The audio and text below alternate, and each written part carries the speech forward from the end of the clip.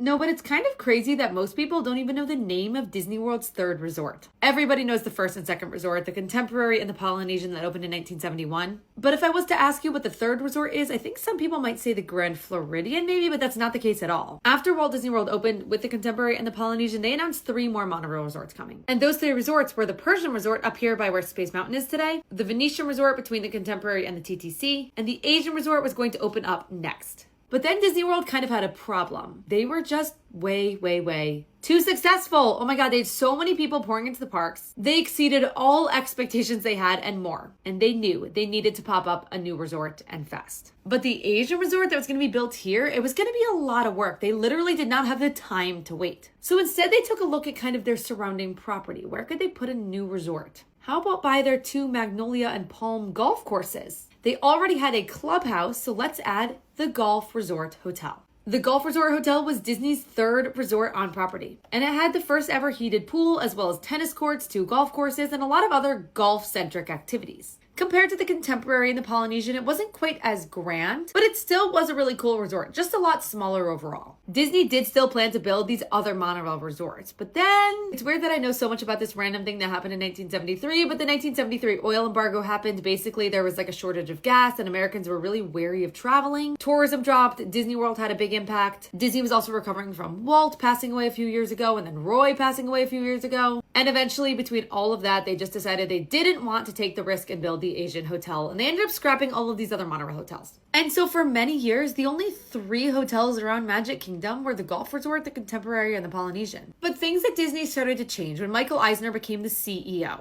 And Michael Eisner looked at the Golf Resort and said, "No, thank you. This is not going to work." He decided a rebrand was needed, and what better thing than Snow White? It was celebrating its 50th anniversary. And so the Golf Resort became the Disney Inn with a very loose Snow White overhaul. And while it was good in some ways, it still wasn't that popular. And that was fine when it only had a couple of resorts to compete with, but other things that Michael Eisner did, he popped up a ton of other resorts like the Grand Floridian and the Caribbean Beach Resort, Port Orleans, Dixie Landing, the All-Stars. And while they tried to promote the Disney Inn, the inn place to stay, it just didn't really work. Disney was like, my God, what do we do with this thing? But help came from an unlikely source. Enter the US military, who decided they wanted to build a relaxation area somewhere in Orlando. They wanted a hotel within 20 miles of Disney World with 300 to 700 rooms, a restaurant, and a pool. Disney said, pick us, pick us. And so the Golf Resort, which then became the Disney Inn, then became Shades of Green. This is the hotel that only Disney military, retired or active, can stay at, and this is still there today.